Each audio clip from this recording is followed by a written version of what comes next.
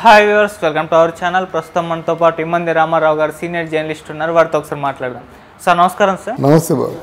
Sir, రోజా గారికి ఒక shock తగిలింది సార్.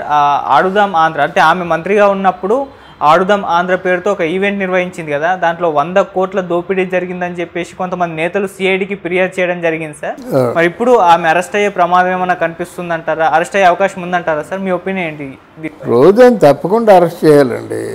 ఇట్లాంటి అక్రమాలు చాలా ఉన్నాయి ఆవిడ చేసింది. అసలు పేట్రేగిపోయింది కదా, మనం ఈ మాట చెప్పకూడదు. కానీ ఆవిడకి మినిస్టర్ పదవి ఇచ్చిన తర్వాత తన శాఖలు ఏమిటి, ఎక్కడ ఏ ప్రాంతాలు ఉన్నాయి, ఎక్కడ ఇన్కమ్ జనరేట్ చేయొచ్చు, అటువంటివి ఏవీ పట్టించుకోకుండా ఎంతసేపు జగనన్న జగనన్న జగనన్న అనుకొని అమ్మనా బూతులు చంద్రబాబు నాయుడిని తర్వాత పవన్ కళ్యాణ్ తిట్టి ఈరోజు మరి అన్నం పున్నం తెలియనటువంటి స్వచ్ఛత ఉన్నటువంటి మహిళలు అంటే ఎంత హాస్యాస్పదంగా ఉంటుంది. ఆటాడదాం రానటువంటి దేశం అల్లకల్లోలంగా ఉంటూ ఆంధ్రప్రదేశ్ మగ్గిపోతున్నట్టయితే ఆట ఏంటండి? ఏమి సాధించారని, ఏ పరిశ్రమలు వచ్చాయని, ఏ గొప్ప పని చేశారని ఆట ఆడుకుందాం రా అని ఏదైనా ఉంటుంది కదా.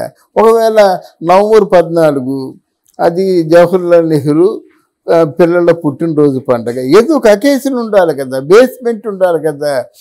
లేడికి లేచిందే ప్రయాణం అన్నట్టు ఈవిడ సింగారించుకొని డ్యాన్సులు చేసుకొని ఆటాడుకుందాం రా అంటే బ్యాట్ పట్టుకోవడం చేత కాకపోయినట్టయితే జగన్మోహన్ రెడ్డి తన చేతులతో ఆ గట్టిగా హాయిగా మొత్తానికి ఏంటంటే బ్యాటింగ్ చేసే విధానాన్ని నేర్పి ఇవన్నీ చూసి జనం ఎంత చేదరించుకున్నారు. పోనీ మీరు ఆటాడారు, ఆటాడిన తర్వాత మట్టిలో మాణిక్యాలు వీళ్ళు అని చెప్పేసి వాళ్ళకైనా 1 లక్ష రూపాయలు ప్రజెంటేషన్ ఇచ్చారా? గోల్డ్ మెడల్ ఇచ్చారా? ఇంకేమైనా మీకు ఆంధ్ర తరఫున ఈ ఒలింపిక్స్ కానీ ఎవరైనా ఒక్కరిని మన దేశం తరఫున, మన ఆంధ్రదేశం తరఫున పోనీ జాతీయ అంటే నేషనల్ వైడ్గా ఆ గేమ్లో పార్టిసిపేట్ చేసే అవకాశం కల్పించారా? మీరు మామూలుగా సరదాగా ఆడుకున్నారు, డబ్బులతో ఆడుకున్నట్టు ఆడుకున్నారు. వచ్చే వాళ్ళకి వసతులు ఉన్నాయి, వాళ్ళ ఇంట్రెస్ట్తో వస్తారు, వాళ్ళ మట్టుకు వాళ్ళు ఏదో తిని పడుకుంటారు అంతే. ఇవన్నీ బిల్ అవుతుంది కదా, ఇవన్నీ అకౌంట్ ఫర్ అవుతుంది కదా. ఎన్ని కోట్లు ఖర్చు అయ్యో తెలియదు కానీ 100 కోట్లు అంటే అవినీతి జరిగింది అని వచ్చింది. 100 కోట్లు అవినీతి అంటే 200 కోట్లు పైనే జరిగి ఉంటుంది కనీసం. అన్నీ చూపించలేరు కదా. మరి ఈ విషయంలో రోజా ఒక్కనాడు కూడా ఈ తన ప్రతిష్ట గురించి మాట్లాడలేదు కదా. ఇంత ఖర్చు పెట్టాం, ఇంతమంది మట్టిలో మాణిక్యాలను తీసాం, ఇంతమందిని జాతీయ అంటే స్పోర్ట్స్కి గేమ్స్కి వాళ్ళు కాంపిటీషన్ పార్టిసిపేట్ చేసేలాగా ఉన్నారు. వీరిలో ఒక 4 5 కనీసం 2 ఒలింపిక్స్ పంపిస్తున్నాము. అదేదని చెప్పినట్టయితే దీనికి అర్థం ఉంది, అయిపోయిందంతే, చాప్టర్ క్లోజ్. అంటే నువ్వు తిరగేసేస్తే వచ్చిన వాళ్ళు కోటి ఆశలతో వస్తారండి. వాళ్ళ తాలూకు ఆ నైపుణ్యం ఎందుకు ప్రదర్శిస్తారు అంటే మీరు చూసినట్టయితే మీ నేషనల్ పంపిస్తారని. ఆఫ్టర్ ఆల్ ఒక చిన్న షో, గేమ్ షో జబర్దస్త్లో ఎవరో ఒలింపిక్స్కి వెళ్తారంటే అక్కడికక్కడ ఎవరి దగ్గర ఉన్నటువంటి డబ్బు అంతా తీసిపెట్టి ఆవిడకి ఒలింపిక్స్ పంపించే ఏర్పాటు చేస్తున్నారు. ఆసాటి నాలెడ్జీ నీకు లేదా ఏంటో? ఆవిడ తాలూకు ఉన్మాద స్థితిలో ఒక మైకంలో ప్రవర్తించి అంటే ఇంకొక 10 సంవత్సరాలు జగన్మోహన్ రెడ్డి పదవిలో ఉంటాడనేటువంటి ఒక మైకు ఉంది వాళ్ళకి. అందుకు నిన్న 12,000 రూపాయలు ఇంట్లో రెంట్కున్న రోజా ఈరోజు ఇంట్లో వెంకటేశ్వర స్వామిని తీసుకొచ్చి పెట్టేసుకుంది. హాలు, పెద్ద బంగళా, 10 కార్లు, ఇక్కడ 12 విల్లాలు, ఇక్కడ మన మణికొండలో ఇల్లు. ఏంటి ఎన్ని కోట్లు సంపాదించింది. ఒక భయం ఉండాలి కదా, ఒక అనుమానం ఉండాలి కదా. నిన్న కోకమ్మలో నేను చాలా అచ్చకచ్చాలు పడ్డాను, మంత్రి అవ్వగానే ఇన్ని వేల కోట్లు ఎలాగొచ్చాయని ప్రజలు ప్రశ్నిస్తారు, లేకపోతే అపోజిషన్ పార్టీ ప్రశ్నిస్తుంది అనే ఆలోచన ఉండాలి కదా. మీకు చిన్న ఎగ్జాంపుల్ చెప్తా.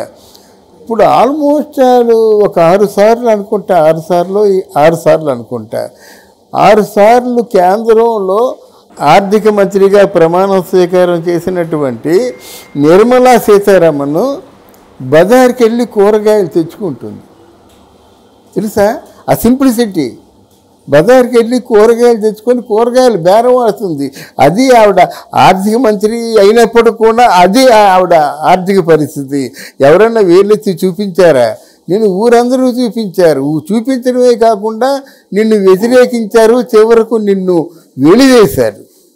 గనక నువ్వు తప్పకుండా చేసిన తప్పులకి క్షమాపణలు చెప్పవలసిందే. ఇప్పుడు చంద్రబాబు నాయుడు కూడా మారాడు, అందరూ మారారండి. నిన్న చంద్రబాబు నాయుడిని అభినందించడానికి వెళ్తుంటే ఒక శ్రీలక్ష్మి అనేటువంటి ఐఏఎస్ ఆఫీసర్ వచ్చారు, బ్లంట్గా రిజెక్ట్ చేశాడు, వద్దామని పక్కనుండాను.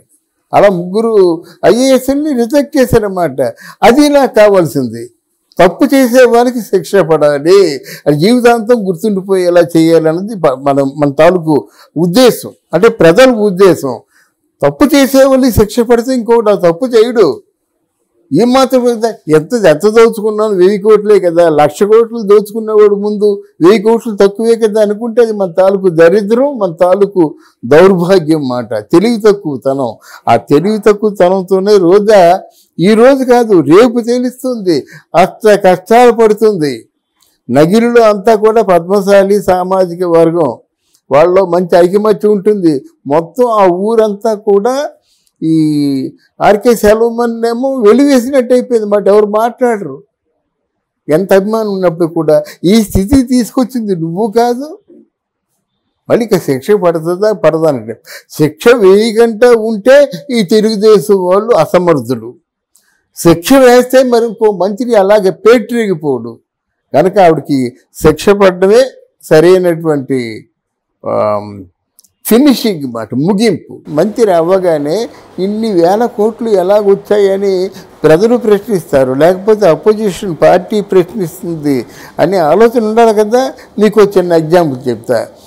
ఇప్పుడు ఆల్మోస్ట్ ఒక 6 సార్లు అనుకుంటా, 6 సార్లు అనుకుంటా, 6 సార్లు కేంద్రంలో ఆర్థిక మంత్రిగా ప్రమాణ స్వీకారం చేసినటువంటి నిర్మలా సీతారామన్ బజార్కి వెళ్ళి కూరగాయలు తెచ్చుకుంటుంది. తెలుసా ఆ సింప్లిసిటీ. బజార్కి వెళ్ళి కూరగాయలు తెచ్చుకొని కూరగాయలు బేరం ఆడుతుంది. అది ఆవిడ ఆర్థిక మంత్రి అయినప్పుడు కూడా అది ఆవిడ ఆర్థిక పరిస్థితి. వెలివేశారు. గనక నువ్వు తప్పకుండా చేసిన తప్పులకి క్షమాపణలు చెప్పవలసిందే. ఇప్పుడు చంద్రబాబు నాయుడు కూడా మారాడు, అందరూ మారారండి.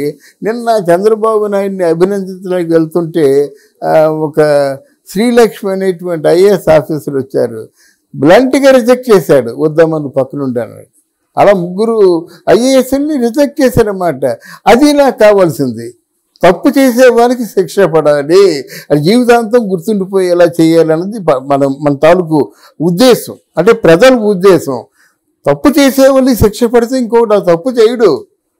ఏమాత్రం ఎంత దోచుకున్నాను, 1000 కోట్లే కదా, 1,00,000 కోట్లు దోచుకున్నవాడు ముందు 1000 కోట్లు తక్కువే కదా అనుకుంటే అది మన తాలూకు దరిద్రం, మన తాలూకు దౌర్భాగ్యం మాట, తెలివి తక్కువతనం. ఆ తెలివి తక్కువతనంతోనే రోజా ఈ రోజు కాదు రేపు తెలుస్తుంది, అష్ట కష్టాలు పడుతుంది. నగిరిలో అంతా కూడా పద్మశాలి సామాజిక వర్గం, వాళ్ళలో మంచి ఐకమత్యం ఉంటుంది. మొత్తం ఆ ఊరంతా కూడా ఈ ఆర్కే సెల్వమన్ ఏమో వెలివేసినట్టు అయిపోయింది మాట, ఎవరు మాట్లాడరు. ఎంత అభిమానం ఉన్నప్పుడు కూడా ఈ స్థితి తీసుకొచ్చింది నువ్వు కాదు. మళ్ళీ ఇక శిక్ష పడుతుందా పడదానంటే, శిక్ష వేయకుండా ఉంటే ఈ తెలుగుదేశం వాళ్ళు అసమర్థులు, శిక్ష వేస్తే మరి ఇంకో మంత్రి అలాగే పేట్రేగిపోడు. కనుక ఆవిడకి శిక్ష పడడమే సరైనటువంటి